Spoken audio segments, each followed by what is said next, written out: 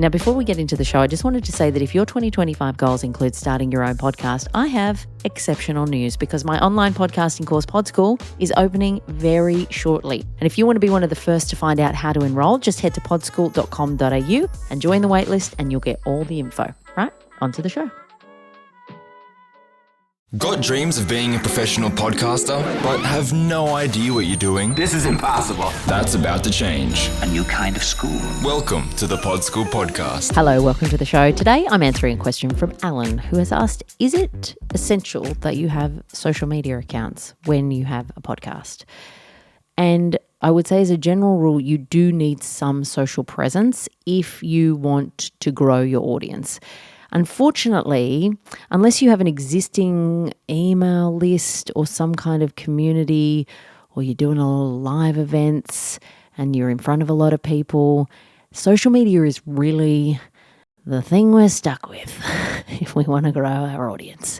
And if you want to get in front of people who don't know you, it can be a really good tool to use. I would say you do not need to be on every single platform. And I'm currently doing a bit of an experiment with my podcast, Me and My Tiny Human, on a whole bunch of different social platforms, because the goal of that experiment is to find out which ones I can delete, because I don't want to be having to post everywhere. And you don't need to be posting everywhere. If you can, and it's easy for you to repurpose content and put it in multiple different places, it's no harm to do that. And the more places you are, the more places you will be found. But ultimately, if you are time poor, if you are doing this on top of your job, if you are kind of trying to really slim down the process, then you want to be focusing on the platforms that are getting most bang for buck for you. And so to do that, you really want to test out by sharing content out on those platforms, and ideally have a link that will track the content to see if people are clicking through and they're actually listening to your episode. There are a bunch of tools out there that you can use that will allow you to put a little bit of script on your RSS feed, so that then if a link gets clicked when you share on your socials, they'll be able to tell, like, is this person actually pressing play on this episode? And then you need to look at that data and go, well, I'm sharing a whole heap to LinkedIn or Pinterest or whatever, and nobody's clicking a darn thing. So is there any point in me sending it out to that? Now, people might be seeing your content. This is the difficult thing with social media and podcasting. People might be seeing your content and they just might not be clicking on it, but they might then go to their podcast app and find you, or they might come and find you later on and think, oh, I've seen that show so many times that I really want to check it out.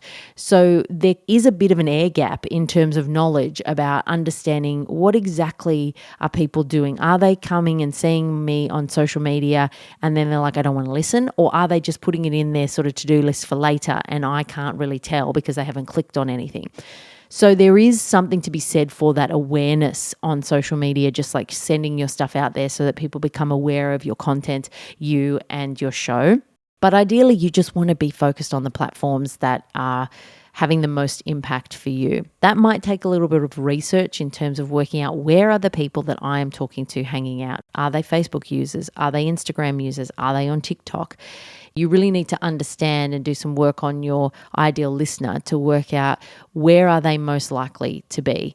And that's where you should focus on. I think one of the things about social media platforms that sometimes trips people up is about whether you need to start a brand new account for your show. Now, in some instances, your personal account is not going to suit your podcast account. And so it will make sense to start up something new. The thing to know about that is you're starting something from scratch. So you have got to build that baby up from zero, which means you have got to put content on it.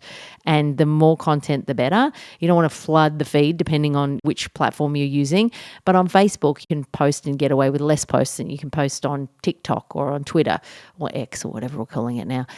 So you will need to have content to create to build that platform up, because it's not going to grow if you don't have any content on there. But you can also utilize things like hashtags, which can help your content appear in front of people that might not be necessarily following you but are searching for content in your niche. The decision to start up something independently really depends on what you are doing and what the content is on your personal social. And if you've built up a following on your personal social, well, it might be a good idea to utilize that.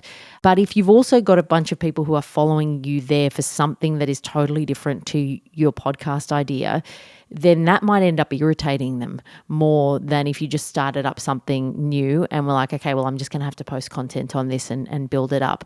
But either way, ideally, if your goal is to grow your audience, and that is what most podcasters want to do, you are going to have to find ways to get multiple pieces of content out of each episode and share those on social media. If you are doing video, you can cut up different videos of the full episode into little bite-sized pieces. I think that is a much better use of your time than trying to upload a full edited video to something like YouTube. Getting little pieces that entice people to listen to the full episode on their podcast app, that's a much more interesting way to engage people than just an audiogram or something that is just static. So video can work really well in that regard. You just really need to think about how many different ways can I point people to this specific episode, and then you need to keep pointing people to past episodes. Some of them might date if your content is topical, but ideally you don't just want to say, hey, my episode's out that now, and that's the only bit of promotion you do about that episode, and then you move on to the next one next week. If you want to grow your audience, you need to be constantly bringing people into new episodes, old episodes, and you don't know what piece of content is going to pique their interest. So the more varied content you can have out there, the better. And ideally something makes them go, oh, now I'm really keen to listen to that. And they might have seen 100 pieces of content before they actually press play. This is the punish of promotion for podcasting, but it's really important to get that stuff out there. And to do that, you do need social media pages, but you don't necessarily need to create individual social media pages for your podcast if you have existing social media and it would work on those platforms. Ultimately, consolidating and making this simpler rather than trying to have every single platform and it just gives me a headache thinking about it. Less is more. You want to do fewer things really well rather than trying to be on every single platform and trying to deliver the kind of content that the algorithm needs, because the algorithm is hungry and it's exhausting sometimes. So hopefully that has helped. If you have a question, please submit it via the link in the description of this episode. If you want any more help with your podcast, please head to podschool.com.au. You can check out my online podcasting course there, and I will see you next week. That's all for today.